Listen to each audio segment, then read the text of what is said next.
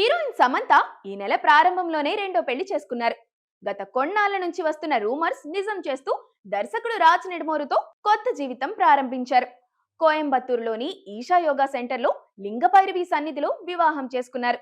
తర్వాత పెద్దగా సోషల్ మీడియాలో శామ్ కనిపించలేదు.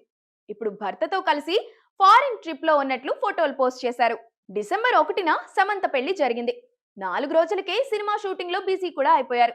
మా ఇంటి బంగారం పేరుతో తీస్తున్న ఈ సినిమాలో సమంత లీడ్ రోల్ కూడా చేస్తుంది. నిర్మాత కూడా సమంతనే.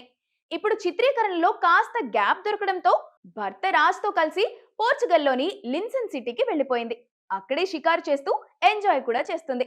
ఆ ఫోటోలని ఇన్స్టాలో పోస్ట్ చేశారు. చెప్పాలంటే సమంతకు ఇది హనీమూన్ ట్రిప్ అనొచ్చు. సమంత గతంలో నాగ చైతన్యని పెళ్లి చేసుకుంది. కానీ 4 ఏళ్లకే వాళ్ళు విడిపోయారు. గత కొన్నాళ్ళ నుంచి ఒంటరిగానే ఉంటున్న Sam the family man series దర్శకుల్లో ఒకరైన రాజ్ కి బాగా కనెక్ట్ అయ్యారు. ఆయనకి గతంలో శ్యామలి అనే రచయితతో పెళ్ళైంది. కానీ ఆమెకు విడాకులు ఇచ్చేసినట్లు తెలుస్తోంది.